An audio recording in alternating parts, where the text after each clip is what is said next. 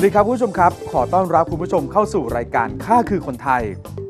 ตั้งแต่ที่ผมเป็นพิธีกรมานะครับคุณผู้ชมผมไม่เคยที่จะต้องทำกันบ้านหนักมากๆถึงขนาดนี้วันนี้เมื่อพูดถึงการเป็นคนไทยที่ต้องทำประโยชน์ให้กับแผ่นดินจิตใจผมถึงกับหนักอึ้งขึ้นมาทันทีใจหนึ่งผมก็คิดถึงหลายๆคนที่ทำชื่อเสียงคุณูปการต่างๆเพื่อประเทศชาติของเราแต่วันนี้ครับใครจะไปคิดว่าผมจะได้เจอกับผู้หญิงขอเน้นนะครับถ้าเป็นผู้หญิงธรรมดาผมก็ยังไม่สะดุดเท่าไหร่แต่เธอมีสมญานามที่นิตยสารไฮคลาสเป็นผู้ตั้งให้ว่าเธอเป็นเจ้าแม่แห่งวงการแฟชั่นแถมพ่วงท้ายกับรางวัลและผลงานระดับโลกอีกหลาย10รางวัลมันยิ่งทำให้ผมรู้สึกตื่นเต้นจนผมทำอะไรไม่ถูกและที่สำคัญต้องทำการบ้านมากขึ้นไปกว่าเดิมอีกแล้วครับโปรดิวเซอร์รายการข้าคือคนไทยได้มีโอกาสพูดคุยกับผมก่อนที่จะอัดรายการในวันนี้นะครับว่าวูบแรกที่เดินสวนกับผู้หญิงคนนี้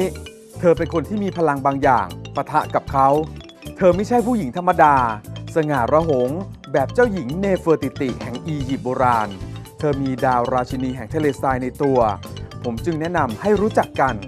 เรื่องราวผืนธงไทยโบกสะบัดอย่างดีที่สุดโดยเธอผู้ปฏิบัติหน้าที่เยี่ยงคนไทยที่ดีที่สุด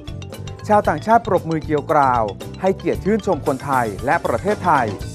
วันนั้นโลกไม่ได้นุ่มนิ่มให้เธอเดินเล่นท่ามกลางทะเลทรายอันเวิ้งว้างเธอจำเป็นต้องแข็งแกร่งเด็ดเดี่ยวและอหังการ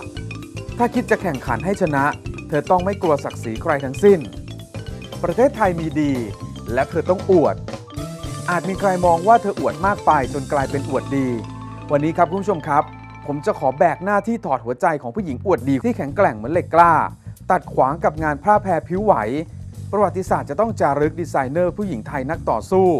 ในเสน่ห์มนตราพัสนาพรอหังกาอุมากรติดตามได้ในช่วงหน้า